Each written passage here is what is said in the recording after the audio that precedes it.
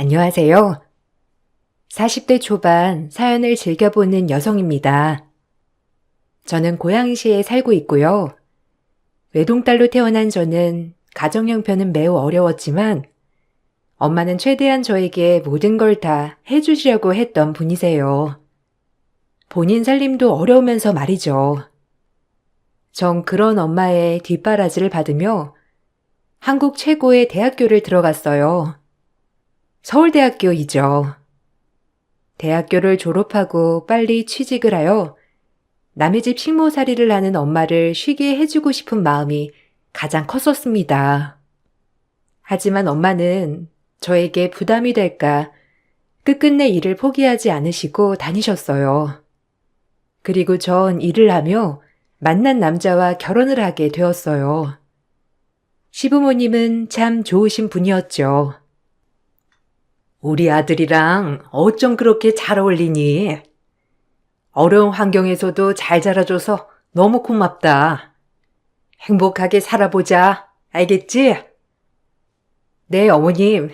따뜻이 말씀해 주셔서 감사해요. 종신 씨랑 어려운 일이 생겨도 잘 헤쳐나갈 테니 너무 걱정 마세요. 유라랑 나랑 가치관도 너무 잘 맞고 성격도 잘 맞아서 우리 잘 살 거예요. 엄마는 이제 걱정 한시름 놓으셔도 돼요. 삼형제 중 막내인 남편마저 저와 결혼을 하게 되고 시어머님 모든 아들들 장가를 다 보냈다는 거에 참 후련해 하시더라고요. 하지만 시부모님은 굉장히 좋으신 분들이었지만 형님들은 가정 형편이 어려운 저를 고깝게 보진 않더라고요. 오히려 형님들 시집살이가 시작이 된 거였죠. 처음엔 매우 어이가 없더라고요. 시어머니도 안 시키는 시집살이를 형님들이 시키니깐요. 동선에는 그럼 엄마랑 단둘이 살았던 거야? 어머, 한부모 가정이면 뭔가 결핍이 많기도 할 텐데 그게 어디서든 꼭 티가 나더라고. 나중에 서방님 힘들어지는 거 아닌가 몰라. 혹시라도 친정엄마 아프기라도 해봐. 그게 다 서방님 몫이지. 그러게요. 서방님이 거의 손해보는 결혼이죠. 진짜 친정엄마 아프기라도 하면 그게 다 동서 차질 텐데. 엄마 건강하세요. 그리고 그건 저희 일이니까 너무 신경 쓰지 않으셔도 돼요. 저희 일은 저희가 알아서 할 테니까요. 어머, 걱정해줘도 말투가 왜 그래? 혹시 고가워? 그냥 동서 생각해서 하는 말이잖아. 이런 게 다 피해의식에서 비롯된 거예요. 안 그래? 이래서 내가 무슨 말하기가 무섭다니까. 제일 걱정한 게 이런 거야. 무슨 말을 하면 고깝게 들을까봐. 원래 없이 사는 애들이 저렇게 자격지심만 있잖아요. 아니, 우리 집 도우미 같은 아주머니인 건가? 그 어머님이? 그렇지. 그런 도우미 아주머니인 거지. 그래도 딸 하나 명문대에 보내놨으니 얼마나 자랑스러울 거야. 시집도 이만이면 엄청 잘 온 거지. 거의 흙수저가 금수저 됐다고 봐야 해, 저 집은. 참 웃긴다. 어떻게 우리랑 같이 겸상을 할 수 있어? 참. 다 들려요, 형님들. 일부러 들으라고 크게 말하는 것도 알고요. 저희 엄마 범법 저지른 적 없고요. 평생 남 손가락질 안 받고 저 키워내신 분이세요. 그러니까 그렇게 말씀하지 마세요. 한 번이라 참지만 두 번, 세 번이 되면 저도 안 참습니다. 형님들은 항상 저를 기분 나쁘게 해놓고 나중에 제가 고깝게 받아들인다고 되려 뭐라고 하는 분들이었어요. 애초에 저와 본인들은 급이 다르다고 생각했는지 늘 저를 못마땅하게 여기시거나 항상 무시하는 발언을 일삼았거든요. 그럴 때마다 어머님은 신경 쓰지 말라며 저를 오히려 다독여주시는 분이었어요. 그런 어머님 덕분에 힘든 시댁살이를 버틸 수 있었어요. 아유, 쟤네 철없는 거야. 나도 아는 거니까 너무 신경 쓰지 마라. 애들이 오냐오냐만 자라서 남의 속을 배려할 줄 몰라.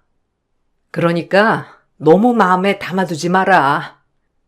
사돈어른께서 너 얼마나 이렇게 이쁘게 키워주셨냐. 그것만으로 대단하신 거지, 안 그래? 감사해요, 어머님. 그래도 어머님이 이렇게 항상 좋은 말씀만 해주셔서 얼마나 감사한지 몰라요. 어머님이 안 계셨으면 어떨지도 상상이 안 가요, 감히. 종신 씨가 어머님을 닮아서 그렇게 따뜻하고 배려심이 깊은 것 같아 어머님한테 항상 감사해요. 나도 유라 같은 며느리가 있어서 얼마나 좋은지 몰라. 쟤네 겉만 번지르하지. 꼭 속빈 강정이라니까. 아무래도 네가 학력도 높고 그러니까 학력 콤플렉스가 있어서 더 그러는 거야.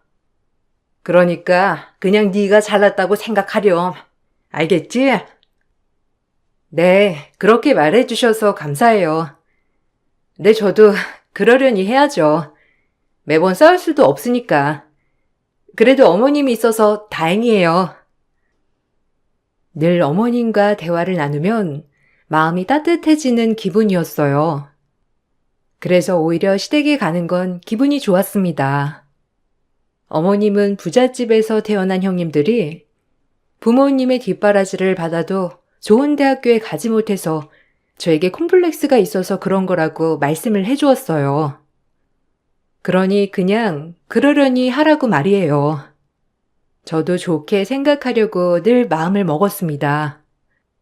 형님들이 아무리 속을 긁어 놓는다고 하더라도 그냥 그러려니 무시했거든요.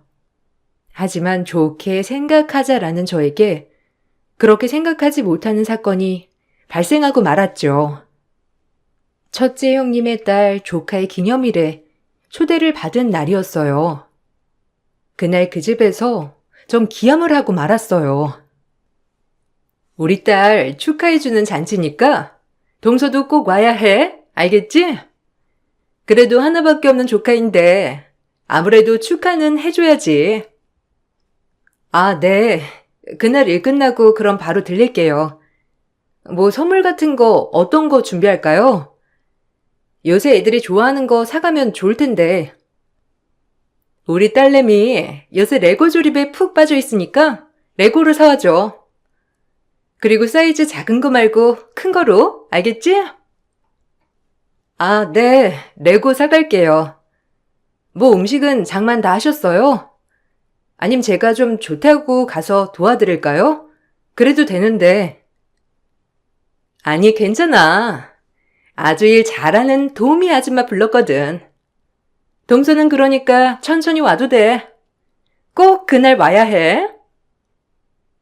오히려 형님을 도와주려고 했지만 형님은 도우미 아주머니가 오실 거라며 그냥 천천히 와도 된다고 하시더라고요. 그리고 선물까지 정해주는 형님에게 오히려 이게 낫다고 생각했어요.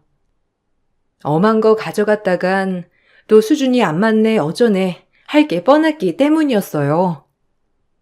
그렇게 레고를 사서 남편과 같이 조카의 기념일에 참석을 하였죠.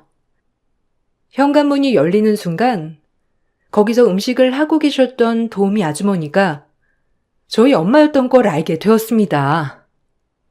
결혼식 날 저희 엄마 얼굴을 봐서 모를 리가 없을 텐데 라며 별의별 생각이 다 들면서 화가 나더라고요. 일부러 저희 엄마 회사에 전화를 해서 엄마를 불러달라고 한 게 뻔했으니까요. 아니, 엄마, 여긴 어쩐 일이야? 아, 형님, 이게 어떻게 된 거예요? 지금 저희 엄마가 여기서 뭐하고 계신 거냐고요? 아니, 뭘 그렇게 놀래? 어머님 원래 하시던 일이잖아. 일손이 좀 필요해서 도움 요청했어. 내가 뭐 입 닦을까봐 그래? 그래도 안면이라도 아는 사이가 낫지, 안 그래? 돈은 두둑히 챙겨드릴 거니까 너무 그렇게 생각 마. 내가 양심이 있지, 안 그래? 지금 저 보라고 일부러 그러신 거잖아요. 정말 너무하시네요.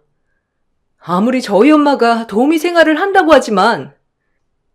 아이고, 유라야, 난 괜찮아. 와보니까 너희 형님 댁인데 그래도 내가 뭐라도 도움되는 게 좋지. 안 그래? 그러니까 진정하고 그냥 그러려니 하렴. 엄마가 하던 일인데 뭘. 오히려 너희 형님한테 도움이 되었다면 다행이지. 난 괜찮아. 엄마 지금 장난해? 형님이 일부러 엄마 부른 거야. 알아? 나 보라고. 형님, 이번 일 정말 가만 안 있을 거예요. 엄마 가자. 주제도 모르고 또 설친다. 오늘 뭐 좀 느낀 거 없니? 너와 나의 위치. 넌 식모딸이고 난 부리는 사람이야. 알겠어? 그거 느끼라고 오늘 안 써던 부른 거고. 이게 네 위치야. 그러니까 매번 까불지 말고 잘난 것도 없으면서 뻐기지 좀 마. 알겠어? 형수님, 말씀이 지나치시잖아요. 형수님 원래 이런 분이었어요? 정말 실망이네요. 여보 가자. 장모님 가세요 저희랑. 형님의 말에 부들부들 몸이 떨리더라고요. 도대체 왜 날 못 잡아먹어서 안달일까 하면서 정말 화가 났습니다. 오히려 가족이 되었다면 더 보살펴주고 보듬어줘야 하는 게 아닌가 라는 생각도 들면서 별별 생각이 다 들더라고요. 그리고 바로 그렇게 엄마를 모시고 나왔어요.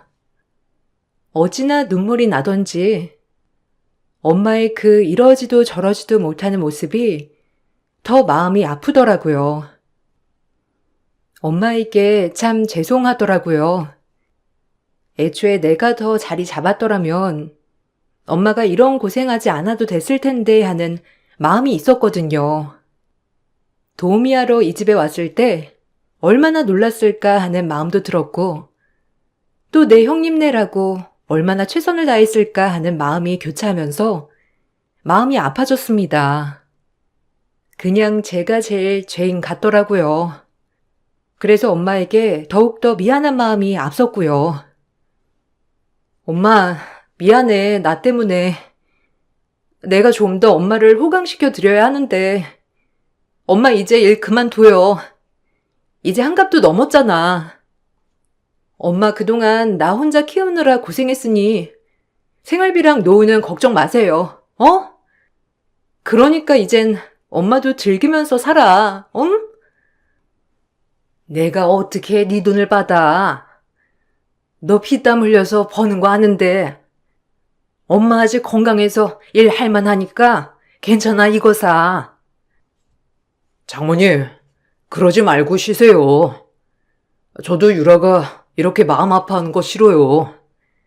저도 장모님 자식인데 저한테도 기회를 주셔야죠. 너무 마음에 부담 갖지 마시고 편하게 지내세요, 어머니. 어머님이 편해지셔야 저희 마음도 편해서 그래요. 그래도 내가 어떻게 너한테 부담을 주니? 할 수 있는 데까진 내 힘으로 해보고 싶어서 그래. 마음만이라도 너무 고마워.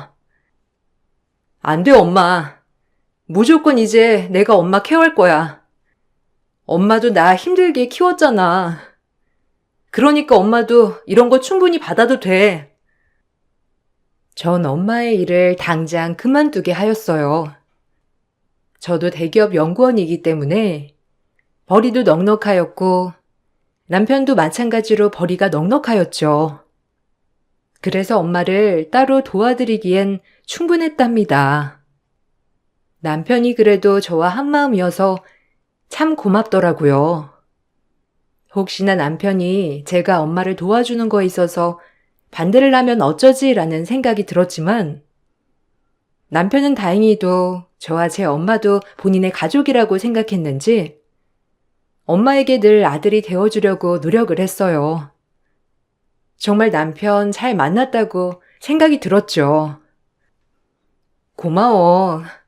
자기 어머니도 아닌데 이렇게 먼저 생각을 해줘서 쉽지 않았을 텐데 자기가 그렇게 힘을 보태주니까 고맙다 정말. 너랑 결혼할 때부터 장모님도 내 어머니다 생각했었어. 그럼 당연한 일이지. 고마워할 필요 없어. 부담 갖지 않아도 되고. 오히려 내가 더 화가 난다. 형수님 태도를 보니까 진짜 인성 알만해. 형수 둘 다 공주처럼 자라서 사람 대하는 법도 모르고 모든 사람들이 본인 아래에 있는 줄 아는 사람들이야. 너한테까지 그럴 줄 몰랐어. 그런 수모를 겪게 해서 더 미안해 정말. 남편은 참 우직한 사람이었죠. 그날 형님네 사건 이후로 전 형님이 더더욱 미워지더라고요. 그리고 일은 저희 시댁귀에도 들어가게 되었어요. 저희 어머님은 이 이야기를 듣더니 정말 어이가 없는지 말씀을 못 하시더라고요. 그리고 나서 형님을 불러 따끔히 혼을 냈다고 해요. 하지만 형님은 끝까지 본인 잘못은 모른 채 어머님에게도 대들었다고 했어요. 정말 최악이었죠. 얘기 들었어. 너 좀 애가 끄르니? 뻔히 사돈인 거 알면서 어떻게 사돈 어른을 불러달라고 할 수가 있어? 그게 대놓고 네 동선에 무시한 거지, 안 그래? 네 동서 마음이 얼마나 다쳤을지 상상이나 해봤니? 어쩜 그렇게 철이 없어? 아, 어머님, 왜 저한테만 그러세요? 아니, 안 사돈 일용직이던데 제가 오히려 도움드리는 게 더 좋은 거 아니에요? 누구네 집이면 어때요? 돈 받는 사람이 본인 일만 똑바로 하면 되지. 어머님까진 나설 일은 아니라고 생각해요. 그리고 매번 이렇게 동서편만 드시면 저도 너무 섭섭해요, 어머니. 저도 며느리 아닌가요? 어떻게 매번 이런 일 있을 때마다 동서편만 드실 수 있어요?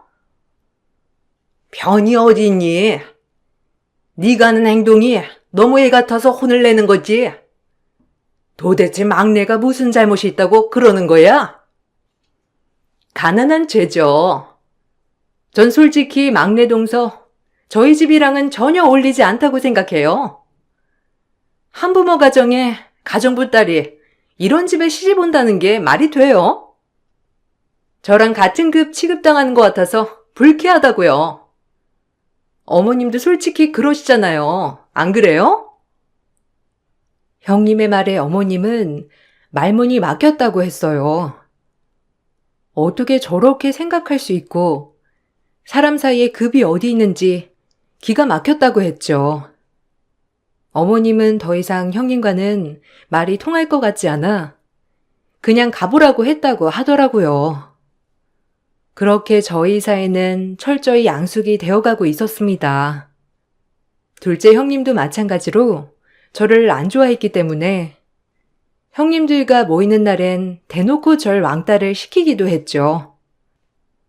동서는 우리가 설마 본인보다 학교 좀 지방으로 다녔다고 우리 무시하는 거 아니지? 설마 본인이 잘났다고 생각해? 네? 아니요. 저 한 번도 그렇게 생각해 본 적 없어요. 학교가 뭐가 중요하나요? 인성이 중요하지. 안 그래요?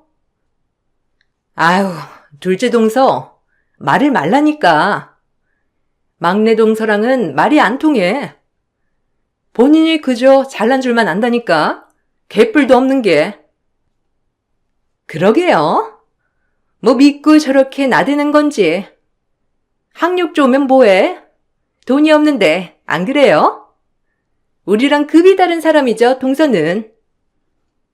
형님들, 저 벌만큼 벌거든요? 형님들은 뭐 집에서 노니까 모르시나 본데 아무리 돈이 많아도 인성이 개차반이면 누가 상종을 하나요? 조카들이 형님들 닮을까봐 정말 걱정이 되네요. 자꾸 돈돈 하시는데 그럴 때 그냥 마음을 채우세요. 네? 형님들은 제 말을 듣고 코웃음을 치며 절 대놓고 비웃었고 시댁에 모이는 날엔 오히려 철저히 저는 주방에서 혼자였어요. 저 들으라고 낄낄거리는 소리와 매일 자랑하는 명품 귀걸이 목걸이, 그리고 또 은근 들으라는 식으로 무시하는 말들. 참 나이 먹고 굉장히 유치하더라고요. 휩쓸리고 싶지 않아 들어도 못 들은 척, 알아도 모르는 척 하며 지냈습니다. 그러던 중 임신을 하게 되었고, 딸들이 하나씩 있는 형님들과는 다르게 아들을 가지게 되었어요. 시아버지는 굉장히 좋아하시더라고요. 아이고, 우리 집 장손을 우리 막내 며느리가 가졌구나. 아유, 네가 진정한 복덩이다. 안 그래? 뭐 손녀들도 귀엽지만 드디어 손자 한번 하나 보는구나. 애썼다 애썼어. 뭐 손자나 손녀나 다들 귀엽지만 그래도 너무 좋다. 아유, 입덧은 없니? 힘들 텐데 일까지 다니면서 휴직이나 이런 거 신청해야겠다. 안 그래? 힘들면 내가 도와줄게. 시부모님들은 딸 손녀들만 있는 터라 아들 손자라고 하니 매우 좋아하시더라고요. 그래도 형님들 눈치가 있으셔서 딸 손녀 좋다는 말도 빼먹지 않으셨죠. 이 일로 형님들은 절 더 미워하더라고요. 아무것도 아닌 게 이 집에 굴러 들어와 아들 손자까지나 시부모님 사랑을 독차지한다고 말이죠. 정말 괴롭히는 것도 가지가지였습니다. 뱃속 아이를 생각해서 참는 날도 많았지만 사람인지라 형님들이 아이를 향해 모욕하는 것은 참을 수가 없더라고요. 저뿐만 아니라 이제 아이까지 모욕하는 거 같았으니까요. 아들이 뭐가 대수라고? 어머님 아버님은 그렇게 좋아하시는 건지. 동서는 참 복도 많아. 거지 같은 집구석에서 학교 하나 잘 가서 서방님 만나 이런 시집에 시집 오고 이제 아들까지 가져서 어머님 아버님 사랑 독차지하니까. 그래도 장녀는 우리 딸이야. 어머 형님은? 어차피 그 핏줄 어디 가겠어요? 식모 핏줄이면 아들도 뭐 돌쇠나 마당새 되는 거지. 안 그래요? 지금 말 다 하셨어요? 도대체 왜 그러시는 거예요? 제가 뭘 그렇게 잘못했다고 애까지 엮어서 그러시는 거냐고요? 동서는 우리 집이랑 안 어울려. 동서를 보고 있으면 짜증나 아주. 잘난 것도 없는 주제에 이 집에서 예쁨 받는 꼴이란. 본인들을 좀 돌아보세요 그럼. 절 욕하시기 전에 본인들 인성을 돌아보시라고요. 그러면 어머님도 예뻐해 주시겠죠. 안 그래요? 아우, 또 가르치기 시작하네 아주. 잘난 것도 하나 없는 게 말끝마다 가르치는 저 선생 말투. 아우 형님 그만하세요. 저희들 입만 아프죠 뭐.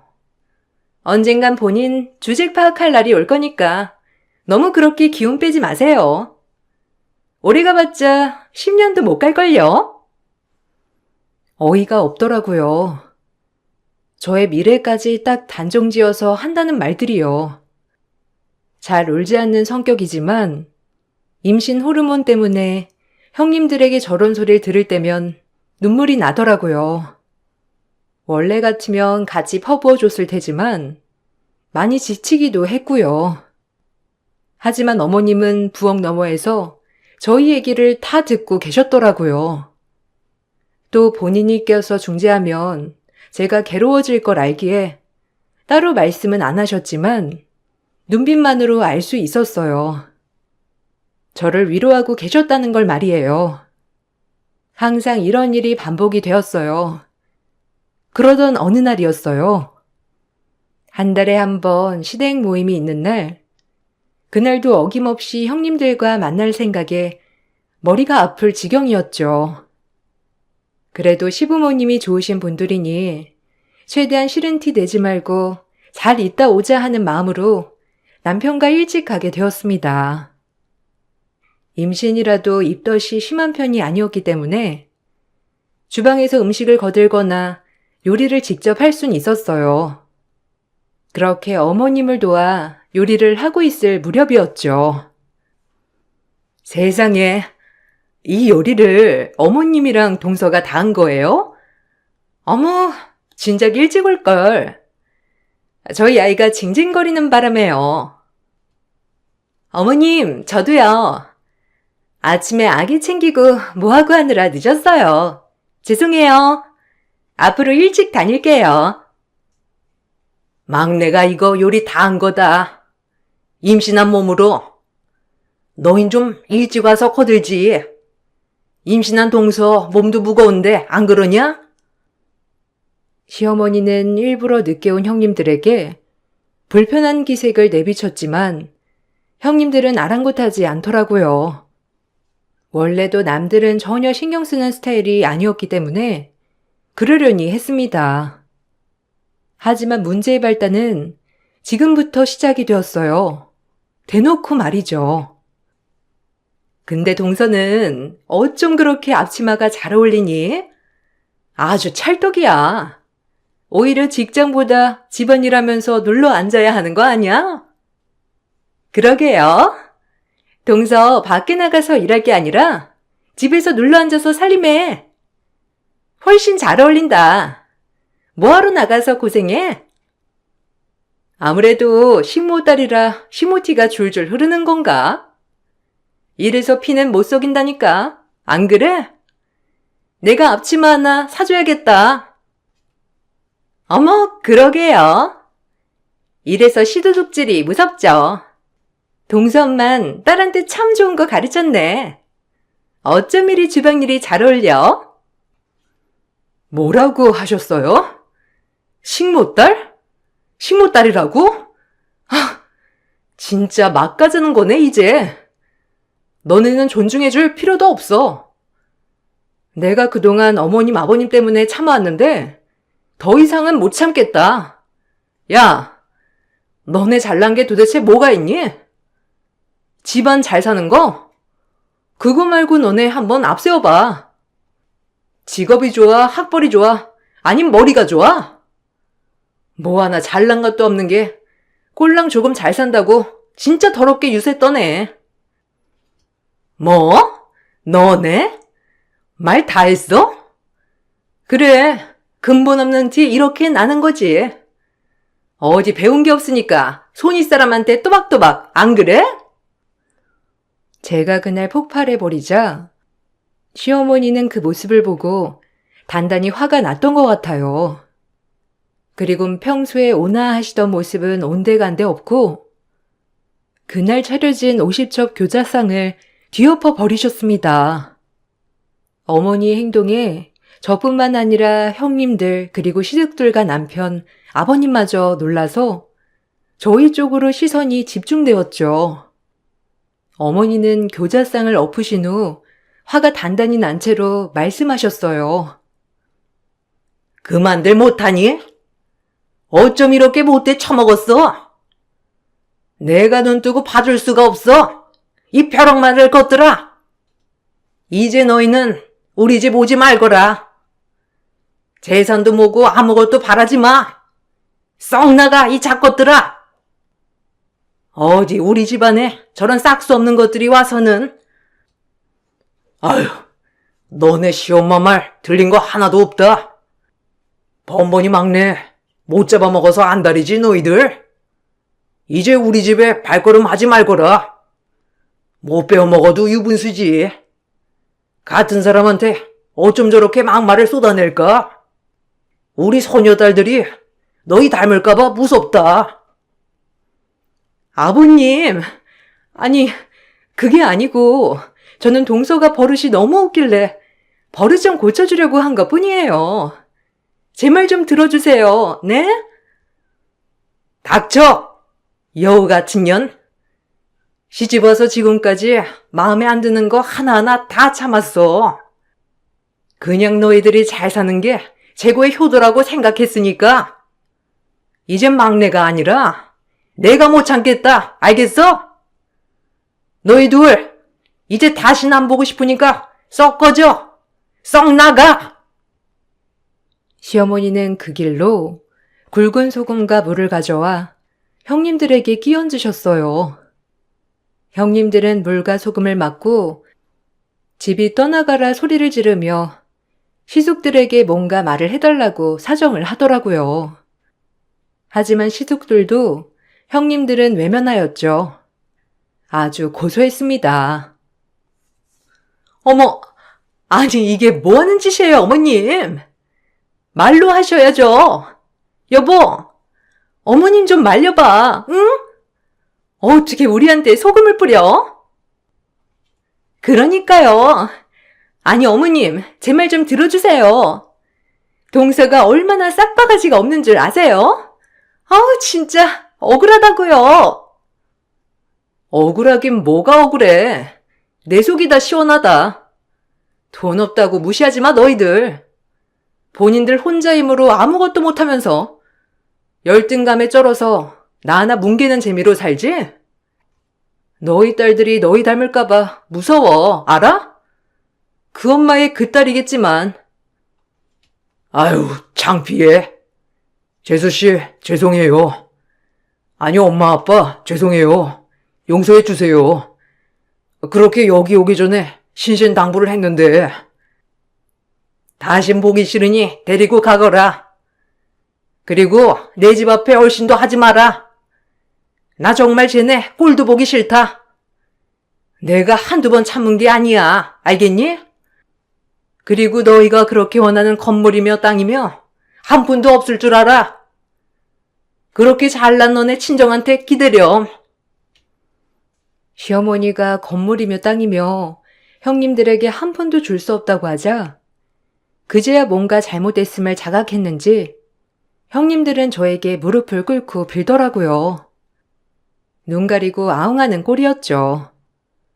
돈에 죽고 못 사는 형님들이 참 우습더라고요. 어찌나 돈을 밝히는지. 재산을 안 주신다뇨? 무슨 말씀이세요? 동서가 어머님 좀 설득해봐, 응? 아니, 우리 솔직히 그냥 의견 충돌이었잖아. 앞으로 막말하지 않을게, 미안해. 다신 안 그럴 테니까 동서가 어머님한테 말 좀 빨리 해봐, 응? 어떻게 이대로 포기하라는 거야? 그러니까요. 아니, 동서, 제발. 미안해. 우리가 다 잘못했으니까 동서가 용서만 해줘. 그러면 없던 일이 될 거야, 미안한데 그럴 일은 없을 것 같고요. 어머님이 보기 싫다고 하셨으니 얼른 이 집에서 나가세요. 저도 꼴 보기 싫으니까. 아직도 안 나갔니? 얼른 나가. 얘네 끌어내라. 우리 집에 발 딛는 것조차 싫으니까. 인간들이 털된 것들이지. 상종을 말아야지. 그날 그렇게 형님들은 아주버님들에게 쫓겨났고 시어머니는 형님들 대신 저에게 사과를 해주시더라고요. 사실 이렇게까지 해주신 것만으로 큰 감동을 받았는데 사과까지 해주시니 제가 몸둘 바를 모르겠더라고요. 어머님은 그런 분이었습니다. 미안하다.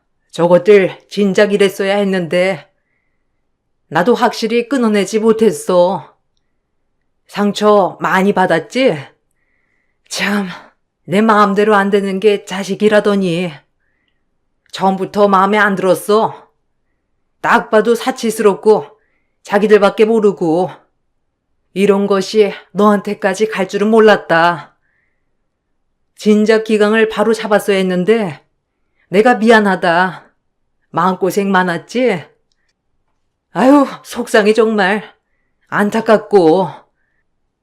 아니에요, 어머님. 그래도 이렇게까지 하기 쉽지 않았을 텐데 저야 감사하죠. 제가 못나서 그런 건데요, 뭐. 형님들이야 워낙 좋은 집에서 자라기도 했고 그래도 이렇게 든든하게 옆에 있어주셔서 얼마나 힘이 되는지 몰라요, 정말. 감사해요. 전 그날 눈물을 엄청 쏟았습니다. 어머님한테 너무 감사해서요. 남편도 형들에게 다신 형수들 데리고 오지 말라고 한마디 하더라고요. 일단 시아버지와 시어머님이 절대 보고 싶지 않아 하셨고, 모든 재산은 저희에게 물려준다고 하시더라고요. 형님들에게 최고의 형벌이 아닐까 싶네요. 재산 때문이라도 일주일에 한 번씩 꼭 형님들이 어머님을 찾아온다고 하는데, 그럴 때마다 어머님은 욕 한 바가지랑 소금 한 들박을 뿌려주신다고 하더라고요. 그놈의 돈이 뭔지 참 구질구질 하더라고요. 동서가 어머님 좀 설득해봐, 응? 아니, 어떻게 재산을 동서네만 가질 수가 있어? 아니, 말이 안 되잖아. 우리가 장남인데. 저 전화번호 바꿀 거니까 이리로 이제 전화 걸지 마시고요. 친정집 그렇게 부자라면서요. 뭔 상관이에요? 그러니까 인성 좀 먼저 고치시지. 왜 그러고 사셔서 이 꼴을 당해요? 안 그래요? 많이도 깨우쳤죠, 이번 기회에? 앞으론 그렇게 살지 마세요. 뭐야? 너 진짜 내가 가만 안 둘 줄 알아. 너 때문에 지금 우리가 이 꼴 난 거야. 내가 이대로 순순히 물러날 줄 알고? 형님의 전화를 바로 끊어버렸고, 어머님의 재산을 절대 안 주신다는 말에 아주버님들도 노발대발했지만, 시아버님이 워낙 확고함으로 아주버님들도 별 말씀은 못 하더라고요. 그리고 본인들이 하는 사업체가 다 있어서 그런지 그렇게 돈 욕심이 없으시기도 했고요. 본인 와이프들 성격이 어떤지 다 알기 때문에 더 이상 시어머니, 시아버지 원망도 하지 않더라고요. 다행히 재산 문제로 인해 형제들 싸움은 나지 않아서 천만다행이었죠. 전 그 일이 있고 난 뒤 아들을 낳았고 아버님에게 선물로 건물 한 채를 증여받았습니다. 제가 이런 걸 받아도 되나 싶었지만 아버님은 기어이 해주시더라고요. 정말 몸둘 바를 몰랐죠. 아휴, 너무 과분해요. 제가 한 것도 없는데 이런 걸 어떻게 받아요, 아버님? 그냥 다음에 주세요. 네? 받아라. 네 몫이야. 그동안 마음고생도 심했을 텐데 마음 편하게 받아도 돼. 우리 며느리로서 인정하니까 주는 거야. 아버님은 감사하게도 며느리로 인정을 한다며 건물을 증여해 주었고, 형님들은 이 소식을 또 알자마자 바로 저희 집에 찾아와 하소연을 하더라고요. 아예 이젠 저를 보면 납작 엎드리는 수준이라 얼마나 황당하고 웃기던지 오히려 당황스럽더라고요. 아, 건물이 웬 말이야 정말. 아니 동서, 우리가 잘못했어. 어머님 도저히 우리 만나주시지도 않고 애들 데려가도 절대 문 안 열어주셔. 이런 경우는 없잖아. 그러니까 동서가 한 번만 어머님 설득해주면 안 될까? 아버님이야. 어머님이 용서해주면 당연히 우리 받아들여줄 텐데, 안 그래? 이렇게 빌게. 우리가 그동안 너무 철이 없었어. 정말 미안해. 그러니까 말 좀 잘해주라. 그래, 동서. 우리가 미안해. 그러니까 말 좀 잘해줘. 어떻게 가족이 인연을 끊어? 그건 말도 안 되는 얘기지. 안 그래? 이제 와서? 돈 때문에 절 그렇게 무시하고 돈 때문에 그렇게 납작 엎드리네요. 참 우스워라. 전 더 이상 할 말 없고요. 여기서도 소금 맞기 싫으면 찾아오지 마세요, 다신. 그냥 형님들 인성값이라고 생각하고 달게 받으세요, 벌을. 아시겠어요? 그럼 이만. 현관문을 닫고 그렇게 하여 형님들을 손절을 했어요. 그리고 시간이 꽤 흘러 벌써 아이가 7살이랍니다. 항상 한결같으신 우리 어머님과 아버님, 그리고 남편, 아이와 함께하는 삶이 얼마나 행복한지 몰라요. 일하는 저 때문에 아직도 친정엄마가 아이를 많이 케어해 주시지만 그래도 친정엄마도 그 어느 때보다 행복하시다고 늘 말씀하십니다. 가끔 집안 행사에 아주버님들만 참석할 때는 제 마음 한편이 조금 무겁기도 하지만 아직까지 어머님은 절대 그 물건들을 보고 싶지 않다고 으름장을 내보이시죠. 형님들은 아직까지 재산의 미련을 못 버려서 계속해서 어머님께 사죄하고 있고요. 참 그런 거 보면 돈이란 뭔지 싶기도 하더라고요. 전 이런 일이 있고 나서 또 한 번 다짐했어요. 내 자식만큼은 정말 바르고 건강한 정서로 키우겠다고 말이에요. 글재주가 없어서 어떻게 읽으셨는지 모르겠네요. 책을 읽어주셔서 정말 감사드리고 모든 가정의 평안을 기원하겠습니다. 감사합니다. 안녕하세요. 저는 용인에 살고 있는 40살 남자입니다. 어쩌다 보니 아는 지인분이 많은 사람들의 인생 사연 방송을 듣고 있는 모습을 접하게 되어 살펴보았는데 상당히 공감할 수 있는 부분들이 많아 최근 들어 자주 듣게 되었습니다. 그리고 얼마 전부터 제가 겪은 사연도 여러분들께 알려드리고 싶어 컴퓨터 앞에 앉게 되었네요. 그때의 기억들을 다시 떠올리려 하니 시작도 하기 전에 키보드에 올려놓은 손이 떨리기 시작하네요. 그 일이 있고 난 이후 정신없이 살다 보니 벌써 2년의 시간이 지나 버렸어요. 안 좋았던 기억들을 떠올리고 싶지 않아 앞만 보며 달려왔던 건데 정신 차려보니 좀 당황스럽더라고요. 괴로워서 버티지 못할 것 같았는데 어느샌가 저는 적응이 되어 있었고 현실을 받아들이고 있었습니다. 이런 것 보면 사람은 어떠한 환경에서도 빠르게 적응을 하는 것 같아요. 그리고 그때의 기억은 벌써 머릿속 구석 한편에 자리를 잡았습니다. 만약 지금까지 괴로워하며 힘들다고 느끼는 삶이었다면 여러분들께 제 사연을 들려드릴 수 없었겠죠. 그동안 정신적으로 많이 힘들었던 건 언제나 제 곁에 머물러 주실 것만 같았던 저희 어머니께서 생각지도 못한 암이라고 진단이 내려진 순간부터 이야기는 시작이 됩니다. 어머니도 전혀 인지를 못하고 계셨죠. 그래서 더욱더 당황스러웠고 받아들이기가 힘이 들었어요. 요즘 피곤하셔서 그런 거 아니에요? 저도 혓바늘이 몇 번 올라온 적이 있었는데 알고 보니 그게 전부 피곤해서 생기게 되는 거라고 하던데요.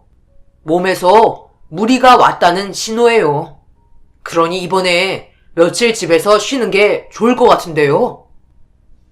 내가 쉬면 매일같이 방문해 주시는 분들도 계시는데 그런 분들에게 피해를 주는 거잖니. 어차피 시간 지나면 좋아질 거니 너무 걱정하지 말고 이따가 저녁에 잠시 식당에 들러 엄마 일손 좀 도와줘라. 그렇게 해줄 수 있지? 네, 알겠어요. 퇴근하고 운주 태워서 같이 가도록 할게요. 그러니까 너무 무리하지 마세요. 아시겠죠? 은주는 왜 불러? 너 혼자 오면 되는 거지. 걔는 그냥 집으로 먼저 들어가서 쉬라고 해라. 알겠지? 어머니는 결혼 이후 단 한 번도 제 아내에게 굳은 일은 시키려 하지 않았어요. 가끔 식당을 데려가더라도 일손 거들어주는 자체를 싫어하셨고 손님이 많을 때도 아내가 잠시 도와드리려 했다가 아주 난리가 난 적이 있었습니다. 남의 귀한 자식 일 시켜 먹으려고 결혼시킨 거 아니라며 난리가 났었던 일이 있었네요. 그 이후 단 한 번도 아내에게 식당 일을 시킨 적이 없었어요. 그런데 이번만큼은 예외인 것 같아 어차피 저도 퇴근하고 식당으로 들어가야 해서 아내에게 어머니와 통화하면서 대화했던 내용을 대충 전달했고 아내 또한 무리해서 식당 일을 하다가 쓰러지는 거 아니냐며 일손을 거들어주는 게 좋을 것 같다고 얘기했지만 괜히 또 데려갔다가 어머니가 저 혼자 오라는 거 은주까지 데려왔다고 화를 내실 것 같아 주말에 같이 오자고 얘기한 뒤 일단 저 혼자 퇴근 후 식당으로 향했어요. 아내도 어머니의 고집을 마음에 들어하지 않았지만 그만큼 제 아내를 아껴주시는 것 같아 고맙기도 하면서 한편으로는 죄송스러웠습니다. 그렇게 퇴근 후 식당 문을 열자 손님들로 꽉 차 있었고 어머니는 정신없이 일을 하고 계셨어요. 너무 힘들면 직원이라도 한 명 고용하라고 얘기하면서 일손을 거들어 줬네요. 어머니, 그냥 직원 한 명 고용해서 식당을 효율적으로 운영하는 게 좋을 것 같아요. 매번 올 때마다 손님들이 꽉 차 있는데 혼자서 음식하랴 주방일 하랴 거기에다 서빙까지 해야 하는데 몸에 문제가 안 생기는 게 이상하죠. 그만 고집 피우고 사람 한 명 쓰세요. 효율적으로 일을 해야 오래 할 수 있는 거라고요. 이러다 어머니 쓰러지면 그게 더 손해인 거 몰라요? 엄마가 몇 번이나 직원 고용한 거 너도 잘 알고 있잖니. 그런데 일하는 사람마다 마음에 들지 않는데 어쩌겠어? 그냥 내 몸이 좀 힘들어도 혼자 하는 게 속편한 것 같다. 이거 해라 저거 해라 지시하는 것도 마음 편하지 않고 속 시원히 일해주는 것도 없어서 돈만 아깝다. 차라리 그 돈 모아서 나중에 너희들 필요한데 보태주는 게 더 좋을 것 같다. 엄마의 고집은 그 누구도 꺾을 수 없었어요. 그렇게 저녁 늦게까지 식당 일을 도와 일을 끝낸 뒤 어느 정도 마무리가 되자 그제서야 어머니는 자리에 앉아 한숨 돌릴 수가 있었네요. 그런데 계속 입안이 불편하셨는지 거울을 보면서 입안을 살피셨고 주방 일을 끝낸 뒤 어머니 입안 상태를 확인하는데 혓바닥 밑에 하얗게 변형이 되어 있길래 약을 복용하는 게 좋을 것 같다고 얘기했지만 집에 들어가 빨리 쉬면 괜찮을 거니 걱정 말라며 아내가 좋아하는 음식들 위주로 보자기를 싸더니 늦었으니 얼른 들어가라고 건네주셨어요. 저도 예전에 어머니와 비슷할 정도로 입안에 생긴 적이 있어서 주말에 푹 쉬면 좋아지곤 했었는데 어머니는 하루도 쉴 수 있는 여건이 되지 않아 쉽게 낫지 않는 것 같아 잠시 병원에라도 다녀올 수 있게 시간을 만들어줘야 할 것 같았어요. 그래서 집으로 돌아와 아내에게 어머니가 싸준 음식을 건네주며 고민거리를 털어놨습니다. 당연히 제가 걱정하는 만큼 아내도 걱정을 많이 했었고 제 의견을 존중해 주었어요. 그래서 평일에 각자 월차를 쓰고 제가 식당 일을 봐주고 있을 때 아내가 어머니를 데리고 병원에 찾아가는 걸로 계획을 하게 되었습니다. 절대 고집을 꺾지 않으실 거라는 걸 알고 있었지만 이번만큼은 저희도 양보를 할 수가 없었어요. 원래 아버지와 함께 두 분이서 식당을 운영하셨지만 10년의 세월 동안 홀로 식당을 지켜온 어머니의 모습이 많이 쓸쓸해 보였어요.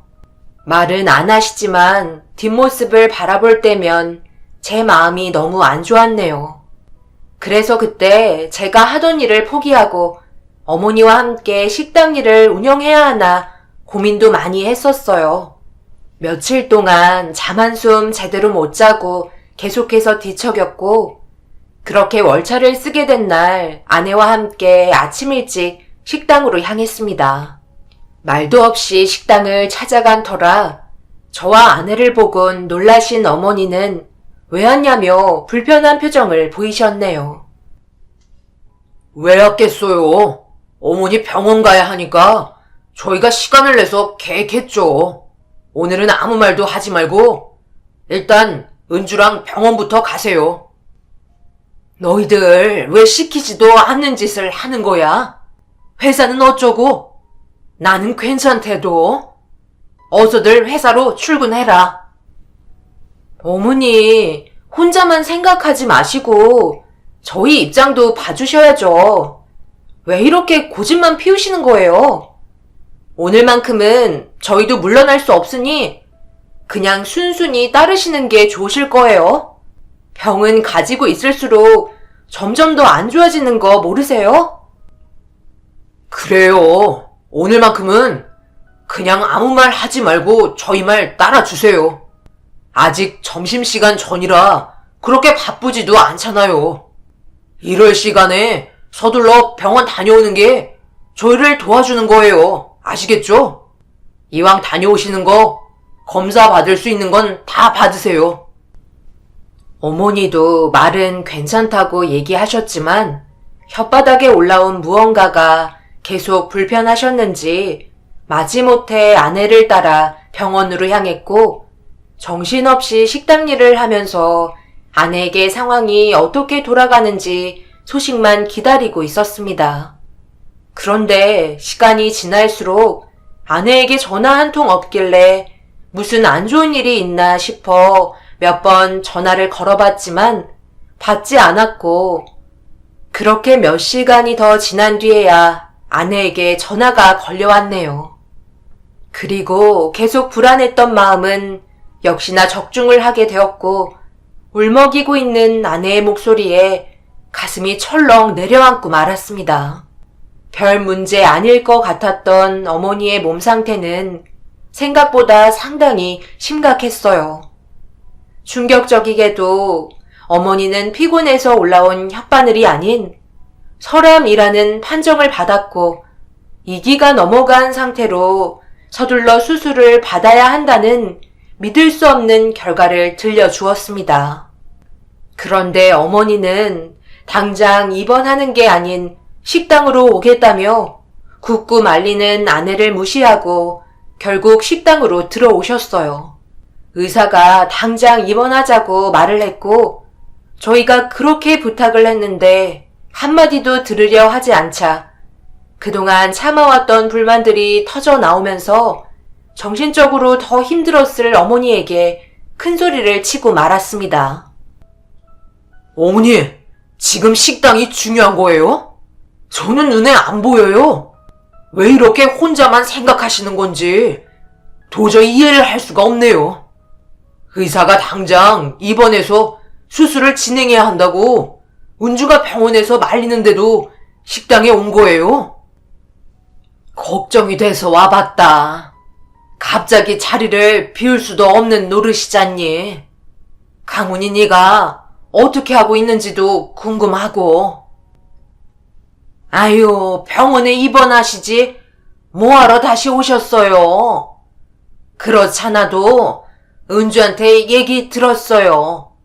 그래서 일손 좀 도와줄 거 있나 보려고 식당에 와봤네요. 이서방, 내가 좀 도와주려고 하는데 뭐부터 하면 되겠나? 처음에는 서툴러도 하다 보면 늘겠지. 집에만 있는 것도 심심했는데 이참에 식당 일 좀 배우지 뭐. 어렵게 생각하지 말고 편하게 일 시키게나. 우선 테이블 좀 닦을까? 장모님 몸도 안 좋으시면서 그냥 집에 계시지 뭐하러 여기까지 오셨어요. 오신 김에 저녁 드시고 들어가시면 되겠네요. 나도 집에 혼자 있는 것도 우울하고 뭐에 정신 쏟을 만한 게 있을까 찾아보던 중에 식당 일 좀 하려고 알아보고 있었는데 나이가 차서 그런지 받아주는 데가 없더라고. 이서방은 나 일 시켜줄 거지? 용돈벌이 한다 생각하고 도와줄게. 사부인 괜찮아요. 허리도 안 좋으시면서 식당 일이 안 하던 사람이 하면 몸살 나서 안 돼요. 다른 일 알아보시는 게 좋겠어요. 아내에게 어머니의 몸 상태에 관해 대화를 나누었는지 걱정되신다며 식당으로 찾아오셨고 불편한 몸으로 일손을 거들어 주려 하시길래 괜찮다며 몇 번을 말해도 식당 일을 도와주셨어요. 엄마는 당장 입원을 해도 식당이 계속 문을 열었으면 좋겠다고 걱정을 하면서 어쩔 수 없다는 표정으로 장모님을 바라보셨습니다. 그때 직감했죠. 장모님께 식당 일을 알려주고 싶은 것 같았어요. 어머니와 비슷하게 장모님 또한 몇 년 전 장인어른이 세상을 떠나면서 혼자가 되었거든요. 그래서 그동안 많이 적적해 하셨는데 어머니는 그런 장모님의 마음을 알았는지 식당을 대신 좀 운영해 주시면 어떻겠냐고 예상한 대로 물어보셨습니다. 당연히 장모님은 식당을 운영해 보겠다며 자신감에 찬 눈빛으로 어머니의 의견을 받아들여 주셨네요. 어머니가 입원을 하기 전에 기본적인 것들을 알려주셨고 그 기간이 짧기 때문에 모든 것들을 전부 기록하며 하나하나 배워 나가셨습니다. 저와 아내도 퇴근함과 동시에 식당 일을 도와주며 일손을 거들어 줬어요. 어머니와 장모님이 함께 있을 수 있는 시간은 일주일이었고 그 이후부터는 무조건 병원에 입원을 하기로 합의를 본 상태였기 때문에 부족한 부분들이 있어도 무조건 병원에 가야만 했습니다. 그래서 그런지 짧은 일주일 동안 어머니의 심기가 상당히 날카로워졌었고 처음 보는 모습까지 보게 되었네요. 사돈, 식당 일이 쉬운 게 아니에요. 하겠다고 마음먹었으면 그만큼 정신 똑바로 차리고 배우셔야죠. 집에서 그냥 대충 만들어 먹는 그런 요리가 아니에요. 무슨 말인지 아시겠어요? 그냥 눈대중으로 음식을 만들어서는 안 된다고요. 제가 지금까지 식당 일 하면서 몸이 힘들어도 절대 게을리하지 않았던 건 식당 위생 상태예요. 제일 기본적이면서도 그만큼 힘든 게 위생 관리라고요. 이래서는 손님들께 음식 내어주는 것도 마음 불편해서 식당을 맡기기가 힘들 것 같아요. 아유, 알았어요. 제가 요 근래 너무 정신이 없어서 조금 소홀했던 건 사실이에요. 앞으로 신경 많이 쓸게요. 제가 입원을 하면 직원을 구하셔도 상관없지만 지금까지 몸이 힘들어도 직원을 고용하지 않았던 건 제가 게을러지면 음식의 질 또한 떨어져서 그게 바로 드러난다는 거예요. 손님들 입맛이 얼마나 까다로운지 그동안 제 옆에서 일하시면서 많이 보셨죠? 최근에 사돈께서 음식 만드신 이후부터 많이 듣는 말이 뭐예요? 주인 바뀌었냐고 물어보셨죠? 퇴근하자마자 아내와 함께 식당에 들어갔는데 분위기가 상당히 좋지 않았어요. 당연히 어머니 입장에서 부족한 부분들은 눈에 보일 수밖에 없었습니다. 오랜 기간 식당 일을 하신 어머니와 일주일도 안 되는 기간 동안 모든 일을 배워야만 하는 장모님은 하늘과 땅 차이였죠. 함께 일을 하다 보면 가끔 싫은 소리를 할 수도 있을 텐데 묵묵히 모든 걸 다 받아내주고 계시는 장모님도 대단해 보이셨어요. 그렇게 하루하루가 지나가고 일주일이 되어서야 거의 모든 걸 급하게 장모님에게 알려드리고 어머니는 병원에 입원을 하게 되셨어요. 수술을 받기 위해 정밀 검사를 진행하면서 큰 문제 없이 모든 일들이 해결되길 바랬지만 의사가 예상한 결과보다 안 좋은 진단이 나왔는지 상담실에 따로 부르셔서 충격적인 말을 꺼내셨습니다. 어느 정도 예상은 하고 있었지만 정밀검사 결과 어머님의 몸 상태는 상당히 안 좋습니다. 어디서부터 말을 해드려야 할지 모를 정도로 암존이가 상당히 많은 곳에 발견이 되었네요. 초기에 잡으셨어야 하는 설암을 그냥 지나치셨으니 당연한 결과로 여겨지네요. 대부분 설암으로 병원을 찾으시는 분들 중 초기에 방문하시는 환자는 없으세요. 거의 3기 이상이 지나야 오시는데 그래도 어머님은 이 기에 오셔서 어느 정도 가능성이 있을 거라고 생각했는데 우선적으로 급한 건 설암이기 때문에 혀의 절반 이상을 절제를 해야 합니다. 그리고 임파선행까지 전이된 부분까지 1차적으로 수술을 진행할 겁니다. 일단 혀를 절제하면 말하고 먹는 기능에 문제가 생기기 때문에 신체 다른 부위의 근육과 피부를 이식하게 될 겁니다. 그런 뒤 차후에 다른 부위에 전이된 부분들을 하나하나 수술해서 제거해 나가야 할 것 같네요.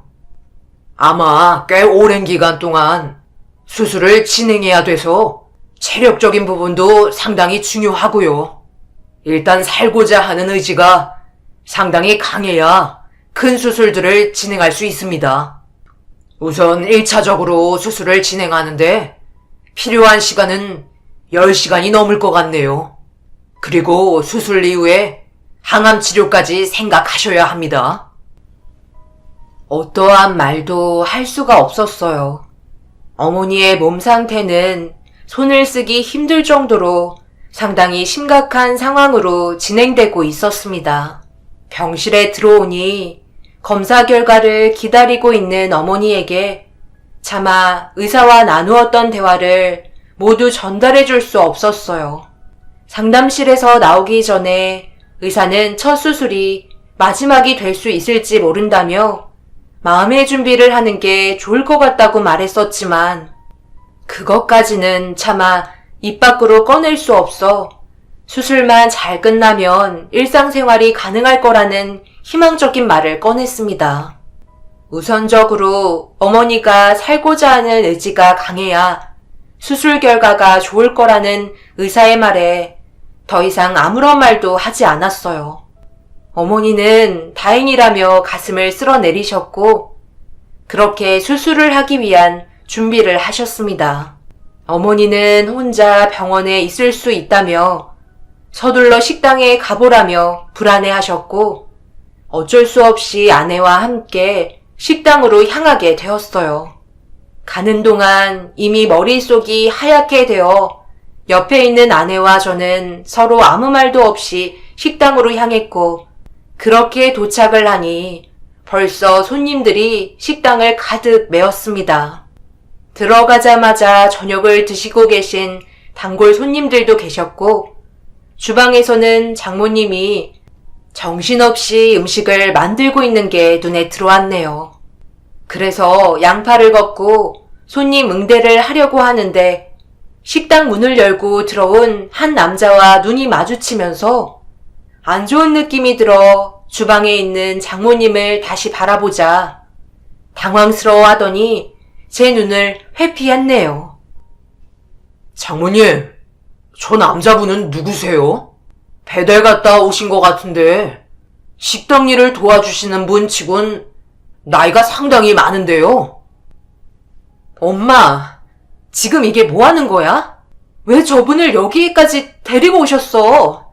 일이 힘들면 차라리 우리한테 말을 해서 직원을 충당하면 되는 건데 왜 저분이 여기 계시냐고. 저기요, 도움 필요 없으니까 당장 나가주세요. 왜 이렇게 멋대로 하는 건데? 혼자 하는 게 너무 힘들고 어디 도움 요청할 데도 없어서 그냥 불렀다. 뭐가 잘못됐니? 내가 좋은 마음 가지고 사부인 도와주려고 자진해서 힘들게 일하고 있는 건데 말을 그렇게밖에 못해? 저 사람은 시간이 남아도는 줄 알고 여기 왔겠어? 마음 맞는 사람끼리 같이 운영하면 더 좋은 거잖아. 별것도 아닌 거 가지고 왜 이렇게 예민해? 이럴 거면 차라리 안 할란다. 알고 보니 처음 본 남자는 장모와 서로 연애를 하고 있는 중이었어요. 그래서 아내가 그 남자를 보자마자 날뛰기 시작한 거였죠.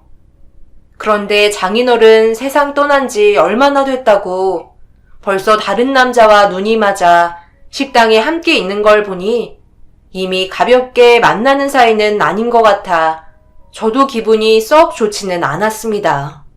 그동안 결혼 생활하면서 장인어른과 함께한 추억들도 많은데 갑자기 쑥 들어온 의문의 남자가 달갑지만은 않았었죠. 그 남자는 분위기가 좋지 않자 나중에 다시 연락하겠다며 앞치마를 풀고 식당을 나갔고 점점 분위기가 심각해지자 장모님도 화가 올라왔는지 상당히 기분 나쁜 표정으로 밖으로 나가셨습니다. 식사를 하던 단골 손님 중 한 분이 장모가 나가고 나서 저를 보며 툭툭 치더니 얼굴을 가까이 오라고 손짓을 했어요. 저를 보며 손님은 점심 먹으러 왔다가 녹음한 거라며 핸드폰에 저장되어 있던 녹음 파일을 들려주었고 재생을 시키자 장모의 목소리가 들려왔어요. 소름이 끼칠 정도로 좀 전에 있었던 남자와 엄청난 대화를 주고받고 있었습니다. 내가 그동안 꾹 참고 있었던 이유가 뭐였는지 알아? 이 식당 우리가 무조건 인수할 수 있어. 이서방도 좋은 직장 다니고 있으니 식당에 신경 쓰지 못할 거고 내 딸도 오랜 기간 직장 생활했는데 식당 일을 하겠어? 대충 들어보니 안사돈 병명이 꽤 심각한 것 같더라고. 누군가는 식당을 운영해야 하는데 사람이 없잖아. 이서방은 안사돈 수술 시키려고 똥줄 타고 있으니 어쩌겠어? 나라도 해야 사부인 수술 시킬 거 아냐? 그래서 식당 일 도와주겠다고 얘기하니까 다들 고마워 하더라고. 암 환자가 식당에서 얼마나 오래 일할 수 있겠어? 자연스럽게 내가 주도권을 가지게 되고 퇴원한다고 해도 안사돈은 식당 한편에 자리만 잡고 있겠지. 그래서 일주일 동안 듣기 싫은 말 들으면서 배운 이유가 그거야. 이 식당은 우리께 되는 거고 안사돈과 이서방은 내 연기에 속아 넘어간 거지. 그러니 당신이 서빙이랑 배달도 좀 하고 그래. 나한테 무조건 배달하지 말라는데 장사 잘 될 때 돈 벌어야 하는 거 아냐? 앞뒤 꽉 막혀서는 하루에 정해진 양만 팔려고 하더라고. 입지 좋고 장사도 잘 되는데 얼마나 멍청해? 그럼 나도 이제 사장 되는 거야? 당신 덕분에 내가 사장 소리도 다 들어보네. 그럼 오늘 나 일 끝나고 용돈 좀 주는 건가? 김칫국부터 마시는 장모의 행동에 너무나도 큰 충격을 받아 아예 할 말을 잃은 상태였고 이 사실을 아내에게 알리면 분명 자기 엄마에 대한 원망으로 인해 오열을 할 것 같아 이 상황을 어떻게 끝내야 할지 상당히 고민이 많았어요. 정말 다행히도 10년 넘은 단골 손님의 녹음 파일 때문에 큰 위기를 모면한 것 같아 몇 번이나 감사하다며 인사를 건넸습니다. 손님은 식당을 찾은 분들이 전부 맛이 이상하다며 거의 다 남기고 갔다는 말에 주방으로 급하게 들어가 보니 음식물 쓰레기가 한가득 버려져 있는 걸 확인할 수 있었습니다. 이미 화가 머리끝까지 올라온 상태에서 이를 갈며 주방을 정리하고 있는데 어머니가 했던 말들은 하나도 받아들인 게 없었어요. 제일 중요하게 생각하셨던 위생 상태는 엉망이었습니다. 차라리 이런 식으로 식당이 운영될 바엔 어차피 어머니도 입원하셨기 때문에 문을 닫는 게 속편할 것 같다는 생각을 했어요. 그래서 손님을 더 이상 받지 않고 정리를 하고 있는데 아내가 제 눈치를 보며 주방으로 들어왔습니다. 당연히 미안하다며 자기도 전혀 몰랐었다고 난처해하는 얼굴을 하고 있는데 장모님의 문제로 머리가 아플 텐데 더 이상 충격을 주고 싶지 않아 저 혼자 이 문제를 해결하는 게 좋을 것 같다고 판단했어요. 그래서 식당을 일찍 마감한 후 사정상 당분간 식당 문을 닫겠다며 안내 문구를 붙였고 아내도 제가 하는 행동에 대해 아무 말 하지 않고 지켜만 보고 있었어요. 그렇게 집으로 들어와 대충 씻고 다음날 출근해야 하는 아내는 집에서 쉬라고 얘기한 뒤 저 혼자 어머니가 계신 병원으로 향했습니다. 그동안 건강하시다고 생각했는데 병실에 누워 계신 모습을 보니 너무 마음이 안 좋았어요. 식당에서는 여장부처럼 힘이 있었는데 병원에 오니 왜 이렇게 자꾸 약해 보이는지 저도 모르게 눈물이 흐르더라고요.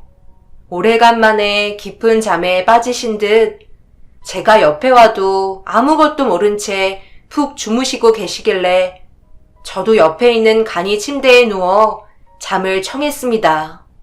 다음날 아침 일찍부터 어머니의 수술 준비를 위해 간호사분들이 분주하게 움직이셨고 그렇게 수술실에 들어가게 되었는데 들어가기 전까지도 식당만 걱정하셨어요. 장모가 혼자서 잘 운영하고 있는지 계속해서 물어봤고 수술하러 들어가면 식당에 다녀오라고 몇 번이나 얘기하셨네요. 그렇게 10시간이 넘는 수술이 진행이 되면서 좋은 결과가 오길 쉬지 않고 기도하며 기다리고 있는데 조기 퇴근한 아내가 얼굴 표정이 좋지 않은 상태로 제 옆으로 다가왔네요. 무슨 말을 하려는 것 같은데 우물쭈물 거리길래 무슨 할 말이 있냐고 물어보자 어쩔 수 없다는 표정으로 힘겹게 입을 열며 식당 얘기를 꺼냈습니다. 내가 극구 말렸는데 어쩔 수가 없었어. 병원에도 신경 써야 할 게 많은데 식당 문제까지 신경 쓰게 하고 싶지 않았거든. 그런데 당신이 어차피 알게 될 게 뻔한데 더 이상 끌어봤자 좋을 게 없을 것 같아서 조기 퇴근했어. 당신이 식당에 붙여놓은 안내 문구 엄마가 떼어버렸어. 그렇게 하지 말라고 내가 말렸는데도 그동안 힘들게 일 배운 거 제대로 써먹지도 못했다며 강제로 오픈하셨어. 지금 한창 장사 중이실 거야. 내가 대신 사과할게. 미안해 여보. 당신 얼굴을 볼 수가 없겠어. 그래. 일단 장사하시라고 내버려둬. 저녁에 내가 자물쇠 바꿔버리면 돼. 신경 쓰지 마. 지금 그게 중요한 게 아니야. 장모님의 행동이 너무 어이가 없었어요. 일주일 동안 힘들게 어머니 밑에서 일 배웠던 것들이 아깝다고 생각하실 수도 있지만 하시는 행동을 보면 전혀 그런 것 같진 않았거든요. 나중에 충분히 해결할 수 있는 문제라 수술실에 들어간 어머니만 신경 쓰기로 했어요. 그렇게 10시간이 넘는 대수술이 끝나고 나서야 수술실 밖으로 나오셨고 지친 몸을 이끌며 걸어 나온 의사에게 수술은 잘 끝이 났는지 물어보자 저를 한참 동안 바라보다가 최선을 다했지만 생각한 것보다 전이 상태가 너무 심각해 손을 쓰기 힘들 것 같다는 결과를 건네주었습니다. 그리고 의사는 마음의 준비를 하라고 얘기한 뒤 자리를 피해 주었네요. 결국 손을 쓸 수 없을 정도까지 와버린 어머니를 바라보며 오열을 하고 말았어요. 마취로 인해 깨어나지 못하는 어머니의 손을 잡으며 그동안 못해드렸던 부분들에 대해 너무 죄송스러워 눈물은 멈추지 않았네요. 그렇게 얼마의 시간이 지나고 조금씩 정신을 차리신 어머니는 저를 바라보며 옅은 미소를 지어주셨어요. 괜찮냐고 물어보자 힘겹게 고개를 끄덕이곤 다시 눈을 감으셨습니다. 그런데 어머니도 자신의 몸 상태에 대해 어느 정도 알고 계셨는지 옆에 놓여있던 작은 서랍을 손으로 가리켰고 서랍을 열어보니 작은 종이 두루마리 하나가 들어 있었습니다. 어머니에게 건네주니 다시 제 손에 쥐어주며 읽어보라는 손짓을 하셨어요. 그래서 안에 있던 내용을 보기 위해 펼쳐보았고 어머니가 적으신 꼬불꼬불한 글씨들을 내려 읽고 있는데 점점 제 얼굴은 일그러지고 말았습니다. 그건 바로 어머니의 유언장이었어요. 하지만 어머니의 유언을 저는 들어줄 수가 없었어요. 그 이유는 겉모습만 보고 병원으로 오셨던 어머니는 아무것도 모른 채 유언장을 작성하셨던 거죠. 어머니는 식당의 명의를 장모에게 넘겨줬으면 좋겠다는 말을 써놓으셨어요. 아버지와 어머니가 그동안 쉬지 않고 운영해왔던 식당이 멈추는 걸 원치 않는 것 같았어요. 그래서 더욱더 눈물이 흘렀죠. 어머니는 장모의 속내에 대해 아무것도 모르고 있었으니까요. 피곤하신지 눈을 붙인 어머니를 한참 동안 바라보다가 조심스럽게 자리에서 일어나 식당으로 향했어요. 그런데 문을 일찍 닫았는지 굳게 닫혀 있었고 옆에 있던 아내는 장모에게 전화를 했지만 받지 않았어요. 그런데 잠시 식당에 들어가려 했는데 기존에 있던 자물쇠가 아닌 처음 보는 자물쇠로 잠가놨더라고요. 그 말은 자기 건이 건들지 말라는 행동으로 보였고 더 이상 참을 수 없을 정도로 분노는 하늘을 찌르고 말았습니다. 그렇게 처가에 도착을 했는데 불이 켜져 있더라고요. 급하게 초인종을 누르자 갑자기 집안의 불들이 꺼지면서 아무런 반응도 하지 않더라고요. 대문을 두들겨 봤지만 전혀 나오려 하지 않아 더 이상은 참을 수 없어 차량에 있던 전동 고속 절단기를 가지고 대문을 절단해 버렸어요. 그리고 현관문을 두드리며 당장 열라고 소리를 지르는데도 반응이 없어 현관문까지 고속 절단기로 문을 강제로 열어버렸습니다. 그제서야 거실에 불이 켜졌고 저를 보며 장모는 소리를 지르기 시작했어요. 주거 침입죄로 신고하겠다며 난리를 치셨죠. 그리고 그때 안방에서 장모와 함께 식당 일을 도왔던 남자가 걸어 나왔습니다. 더 이상 아무 말도 하고 싶지 않아 식당 열쇠를 달라며 소리쳤어요. 그런데 이미 장모는 김칫국을 한 사발 마신 상태였고 돌발 행동에 당황하고 말았습니다. 이서방, 지금 뭐하는 짓이야? 자네가 한 행동에 대해 내가 가만둘 것 같아? 경찰에 신고하기 전에 당장 나가! 참말 웃기게 하시네요. 뭔가 상당히 착각을 하고 계신 거 아세요? 제가 지금 들고 있는 게 뭔 줄 알아요? 장모님이 저 남자와 둘이 저희 어머니 식당을 넘보려고 계획하시던 대화가 들어있다고요. 어떻게 된 게 그런 생각부터 할 수가 있는 거예요? 겉으로는 아닌 척 하시더니 한평생 힘들게 운영하셨던 식당을 넘보려 해요? 지금 당장 바꾼 식당 열쇠 주세요. 그렇지 않으면 제가 오히려 장모님 신고를 할 수밖에 없겠네요. 남의 식당 허락 없이 함부로 들어가셔서 장사하셨잖아요. 문 앞에 붙여놓은 문구까지 뗐다면서요? 법대로 하고 싶으면 해보세요. 어차피 손해보는 건 장모님 아니겠어요? 저는 이 시간 이후로 인연 끊겠습니다. 그러니 어서 식당 열쇠 돌려주세요. 당신에겐 미안하지만 더 이상 장모님 얼굴 보며 살 수 없겠다. 아내는 장모와 옆에 있던 남자가 식당에서 주고받던 대화 내용을 듣더니 상당한 충격을 받은 것 같았어요. 아내 또한 장모에게 많이 실망했는지 두 번 다시 얼굴 볼 일 없을 것 같다며 눈물을 훔치면서 밖으로 나갔습니다. 장모는 결국 열쇠를 던져주었고 더 이상 아무 말도 하고 싶지 않아 뒤돌아서 아내를 따라 집을 나왔네요.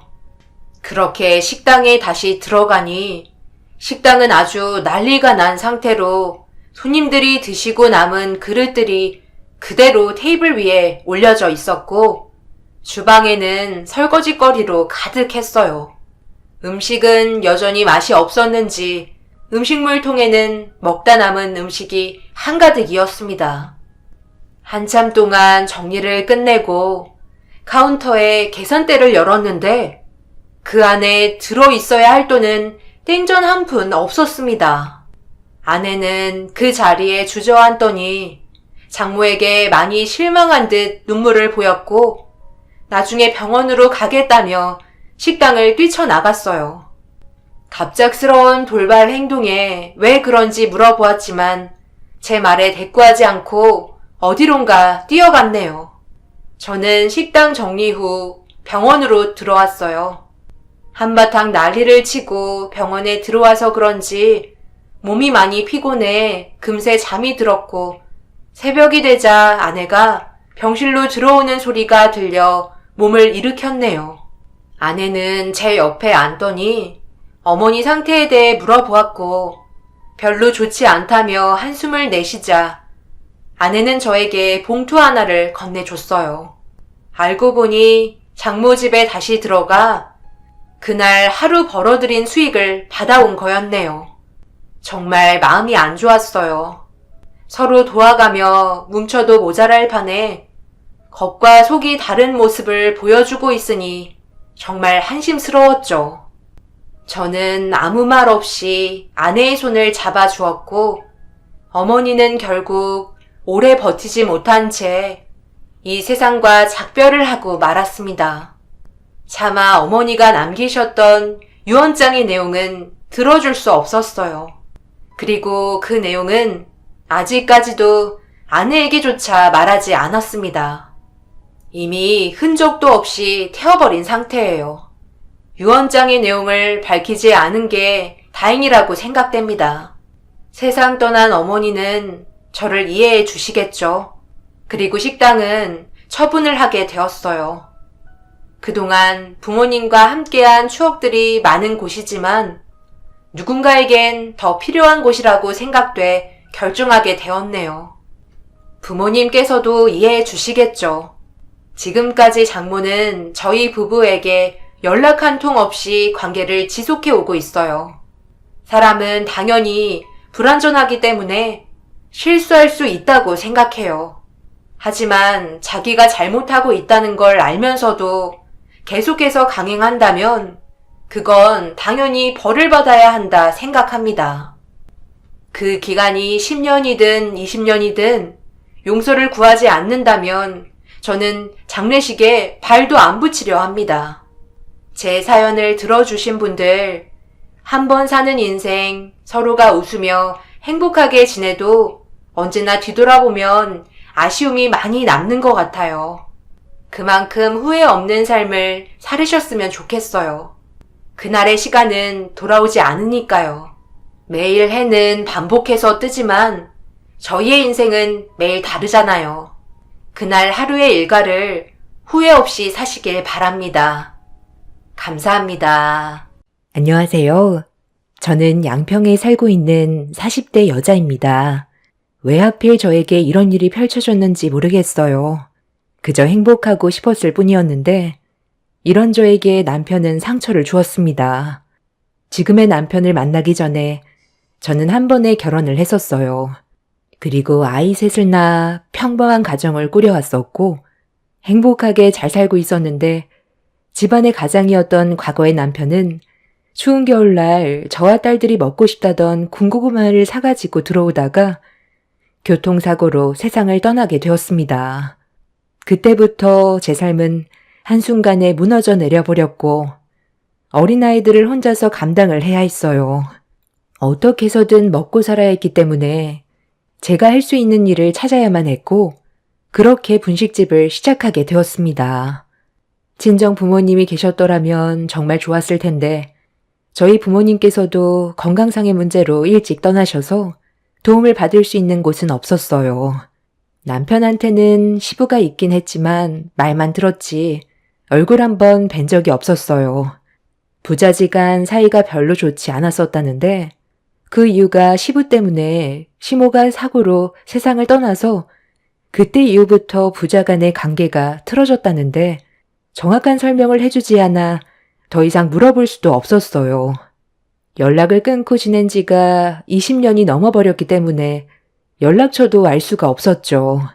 미국에 있다는 말만 들었지 그 이상은 알 수가 없었습니다. 남편이 시부에 대한 증오심이 너무 커서 대화 자체를 꺼려 했었어요.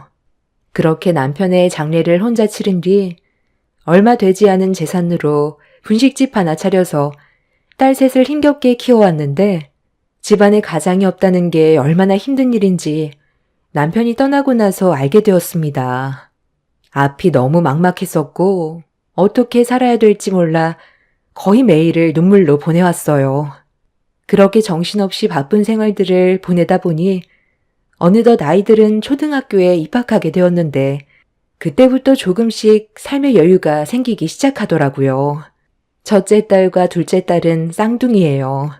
그리고 연년생으로 셋째 딸이 태어났죠. 셋 다 학교에 들어가고 나서부턴 감당이 안 될 것 같았던 제 삶에도 조금씩 여유가 생기기 시작했어요. 눈앞이 캄캄해서 아무것도 안 보이던 제 인생에도 조금씩 빛이 보이는 것 같았지만 또 다른 벽에 부딪히게 되는 일이 있었습니다. 아이들은 점점 커가는데 생활고는 달라지지가 않았어요.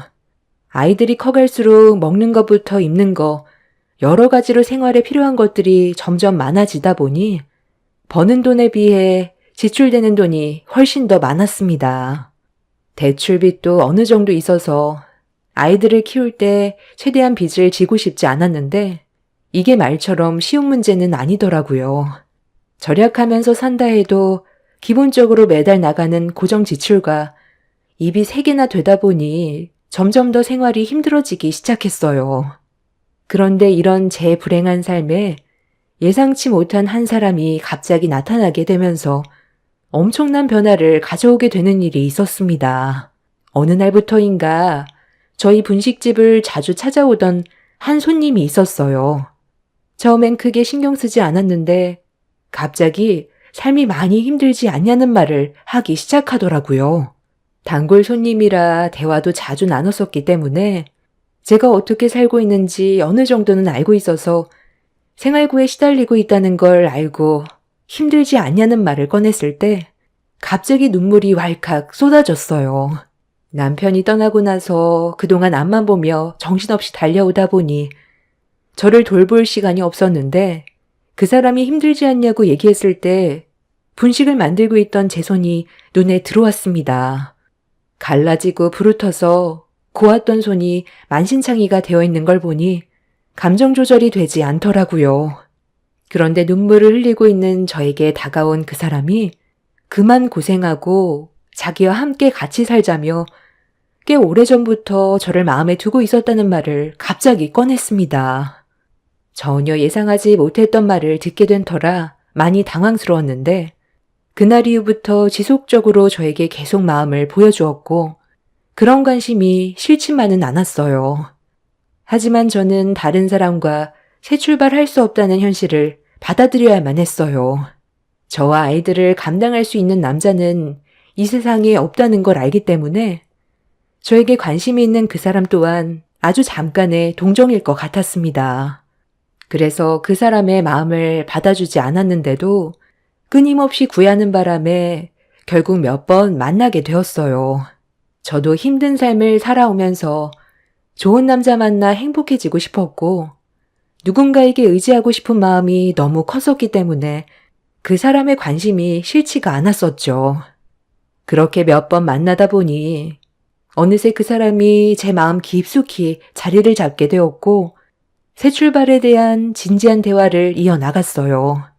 그리고 결혼을 허락받기 위해 예비시댁에 인사를 하러 가게 되었죠.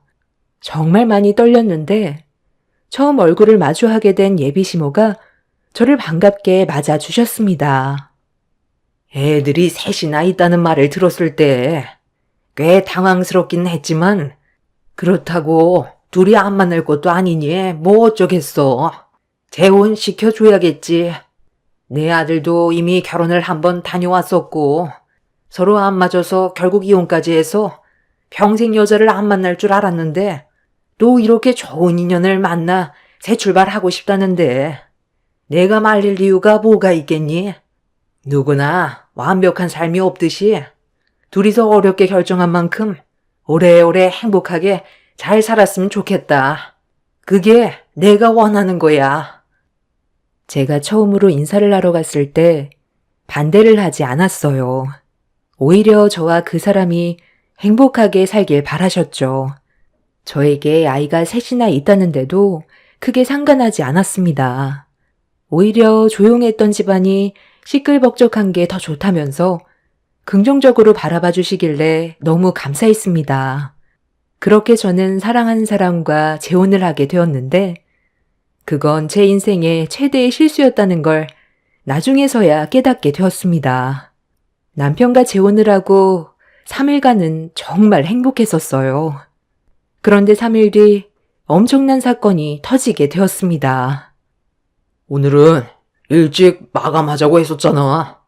이제 분식집은 그만하자니까. 내가 잘 벌고 있는데 왜 계속 고생을 하려는 거야? 그냥 집에서 살림만 하면 안 돼? 우리 어머니 그동안 혼자서 얼마나 외로우셨는데 당신이 집에 있으면서 좀 더 가까워지는 시간을 가져봐봐. 그리고 내가 왜 분식집을 그만두라고 하는지 알아? 파리가 너무 꼬이잖아. 내가 불편하게 생각하면 그만하면 되는 거지. 왜 이렇게 고집을 부리는 건데? 이번 달 안에 무조건 정리해. 내 말 알아들었지? 정리하는데도 시간이 좀 필요하다고 했잖아요. 식재료는 전부 소진하고 끝내야죠. 이대로 정리해버리면 얼마나 아까워요. 그리고 학생들이 분식집 닫지 말라고 하도 부탁을 해서 저도 그간 정이 많이 들었는지 쉽게 정리가 되지 않아서 그래요. 네, 손님. 여기 말씀하신 떡볶이 1인분, 튀김 1인분이요. 다음에 또 오세요. 당신 지금 뭐 하는 거야? 내가 그런 말 하지 말라고 그랬지? 뭘 다음에 또 와? 어차피 정리할 건데 내 말은 아예 들을 생각조차 없는 거야? 그리고 그 눈웃음은 또 뭔데? 당신이 이런 식으로 계속 꼬리를 치니까 남자들이 얼씬거리는 거 아니야? 한 번 말하면 좀 들으면 안 돼? 당신 원래 이렇게 가벼운 사람이었어? 나한테도 엄청 눈웃음 쳐서 내 마음 뺏어가더니 그 버릇 아직까지 못 고치고 있네? 어제도 조심하라고 분명 말을 했을 텐데 모든 과하면 문제가 일어나는 거라고? 내가 뭘 했다고 그래. 장사하면서 밝게 인사하는 건 당연한 건데 도대체 뭐가 문제라는 건지 모르겠네. 당신이 너무 예민하게 반응을 하는 것 같아. 방금 나한테 뭐라고 그랬어? 내가 한 가지는 분명히 지키라고 했을 텐데 내가 나이가 5살이나 많으니까 무조건 존대하라고 얘기했지? 이 사람이 나랑 재혼한 지 얼마나 됐다고? 벌써부터 말을 놓고 있어? 남편이 좋게 얘기하면 그냥 하면 되는 거지. 어디서 지금 말대꾸야? 내 말이 말 같지 않아? 하라면 하라고.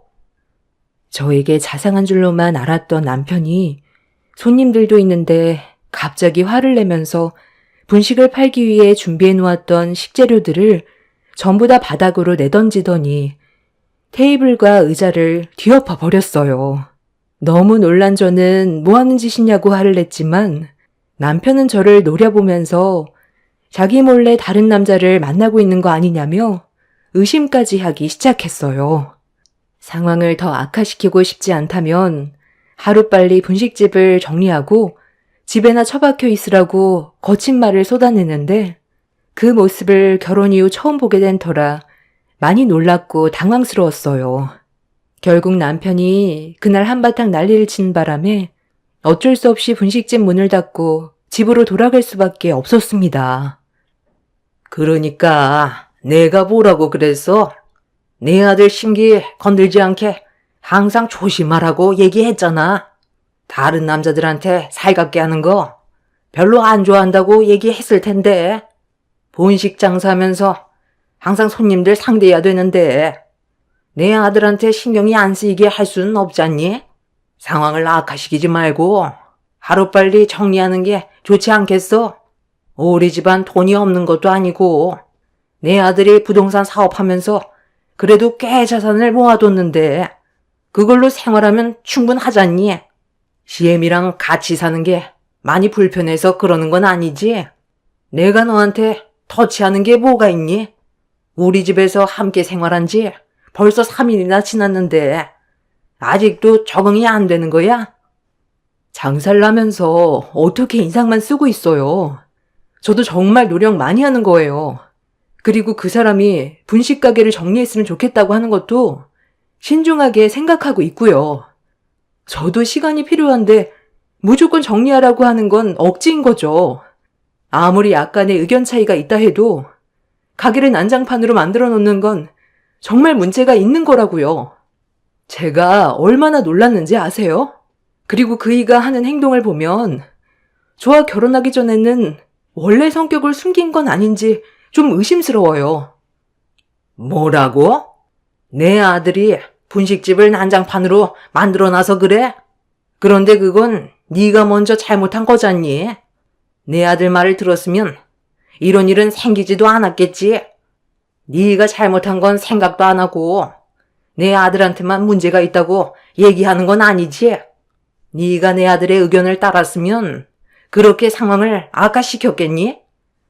어머니, 저 왔어요. 당신 나랑 잠깐 얘기 좀 해. 내가 이 동네에서 발이 넓은 거 알고 있지? 내 주위 사람들 얘기를 좀 들어보면 당신이 어제 마트에서 장을 보고 있었는데 어떤 남자랑 한참 동안 웃고 떠들었었다며? 딱 봐도 같이 장 보면서 바람 피우고 있는 것 같은 느낌이 들었다는데 나한테 그거에 대해 설명 좀 해봐. 뭐? 내가 바람을 피웠다고? 당신이 지금 단단히 오해를 하고 있는 것 같은데 우리 결혼한 지 이제 막 3일 지났어.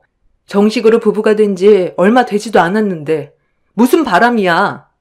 그리고 당신만 이 동네에서 발이 넓은 거 아니야. 나도 이 동네에서 분식집을 얼마나 오래 했는데 동네 지나다니면 웬만한 사람들은 거의 다 알고 있을 정도라고. 마트에서 만났던 그분 우리 가게 단골 손님이셔. 내일 아침에 회사에서 단체로 산에 올라가는데 김밥 50줄 부탁하길래 너무 고마워서 대화 좀 나눴던 것뿐이야. 이게 뭐가 그렇게 잘못됐다는 건데? 내가 모든 상황들을 일일이 설명해 줄 순 없잖아. 내가 바람 피우고 있는 것 같다고 말한 그 사람 누구야? 쓸데없는 말로 남의 가정사에 문제를 일으킨 그 사람 얼굴 좀 봐야 될 것 같네. 나는 당신과 결혼하고 나서 지금까지 단 한 번도 문제될 만한 행동을 저지른 적이 없었다고. 당신이야말로 나를 난처하게 좀 하지 마. 아까 분식집에서 손님들 있는데 의자 집어던지고 다음날 만들어야 될 음식 재료들 전부 바닥으로 던져버린 건 무조건 당신이 잘못한 행동이야. 몸부터 움직이기 전에 먼저 생각을 좀 하고 나와 대화부터 하라고. 남편이 잘못된 행동들을 바로잡았으면 좋겠다고 부탁을 했는데 이런 제 말을 듣고 있던 남편은 기분이 많이 상했는지 흥분을 하면서 화를 내더니 갑자기 옆에 있던 물건을 집어들어 바닥으로 내던져 버렸어요. 저는 진지하게 대화를 이끌어가고 있는데 남편은 그런 제 말을 아예 들으려 하지 않았습니다. 그 모습을 보던 저는 그 사람이 왜 이혼을 했는지 알겠더라고요. 그 사람에게 문제가 있었기 때문에 이혼을 하게 됐다는 걸 알 수 있었고 그런 모습에 실망한 저는 더 이상 아무 말도 하지 않았습니다. 더 건드려봤자 상황만 악화될 것 같아 일단 최대한 좋게 넘어가려 했는데 저에게 성큼성큼 걸어오던 남편이 갑자기 제 뺨에 손을 올렸어요. 너무 놀란 저는 분노하며 소리를 질렀는데 남편의 입에서 나온 말을 듣게 된 순간 입을 다물지 못했습니다. 어디서 남편의 말에 토를 달아? 네 인형 빼다 박은 꼴도 보기 싫은 애들까지 걷어들여줬으면 종처럼 평생 떠받들면서 살 생각이지. 감히 나한테 대들어? 오늘 이 시간부로 이 집에서 한 발자국도 못 나갈 줄 알아. 적당히 눈치껏 행동해야지. 좀 전에 그 난리를 쳤던 걸 알면서도 나한테 대들어? 너는 나랑 법적으로 부부인 걸 잊었나 본데 집안의 가장인 나를 하늘처럼 떠받들어야 되는 거라고. 좋게 말할 때 알아서 고개를 숙일 것이지. 뭘 잘났다고 고개를 쳐들어? 지금 뭐 하는 짓이야? 나한테 이러려고 지금까지 쫓아다닌 거야? 내가 잘못한 게 뭔데? 나는 지금까지 당신한테 조금이라도 피해주지 않으려고 정말 많이 노력하고 있었다고. 나한테는 애들도 셋이나 있으니까 그게 너무 미안해서 당신한테 조금이라도 짐이 되지 않게 하려고 분식집 일도 쉽게 놓지 못했던 거야. 우리 결혼한 지 이제 3일밖에 안 됐는데 어떻게 내 얼굴에 손을 올릴 수가 있어? 내가 사람을 잘못 본 것 같네. 그동안 가식적인 모습에 속았던 거였어. 그래서 뭐 어쩌려고? 이혼이라도 하게? 내가 널 놔줄 것 같아? 너를 내 여자로 만들려고 그동안 분식집에서 떡볶이 사 먹은 게 얼만데? 곱게는 못 보내주지. 그리고 너한테 있던 빚도 다 갚아줬잖아. 나랑 이혼하면 그 돈 다 토해내야 되는데 다시 예전처럼 가난에 찌든 삶으로 돌아가고 싶어? 마지막으로 경고하는데 내가 딱 한마디 하면 그냥 그 말에 무조건 따라. 내일 당장 분식집 처분하고 지금까지 장사하면서 알고 있던 남자들과는 눈조차도 마주치지 마. 알겠어? 남편의 충격적인 행동에 너무 놀란 저는 눈앞에 펼쳐진 현실이 믿어지지가 않았어요. 제가 그려왔던 남편과의 삶은 서로 배려하면서 남은 인생을 행복하게 사는 거였는데 결혼 3일 만에 남편한테 뺨을 맞게 될 거라곤 전혀 상상하지 못했습니다. 이 선택이 잘못된 거라는 걸 알게 되자마자 차라리 그냥 혼자 사는 게 좋을 것 같았어요. 제 인생에서의 행복은 사치라는 걸 알게 되었고 아이들한테까지 피해가 가기 전에 서둘러 이혼을 결정하는 게 좋을 것 같았습니다. 그래서 남편이 저에게 독서를 퍼부을 때 이혼 얘기를 꺼내게 되었는데 그 말을 듣자마자 남편은 정신을 못 차렸냐면서 제 어깨를 강하게 밀치더니 사정없이 두들겨 패기 시작했어요.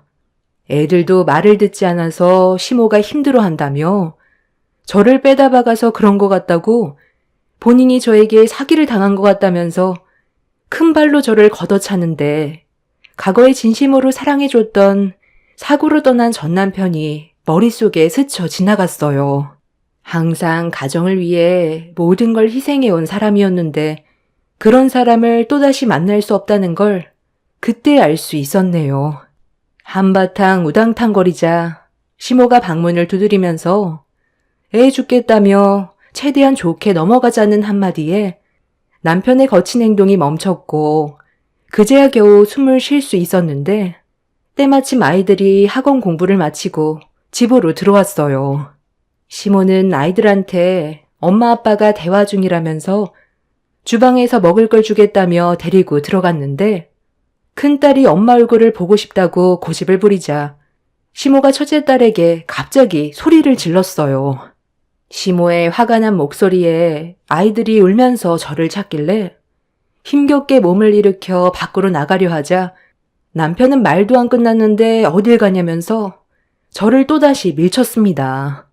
이미 당할 만큼 당했고 더 이상 이 집 구석에 붙어있을 필요도 없던 상태라 조금의 망설임도 없이 남편의 다리 사이를 사정없이 걷어차 버렸어요.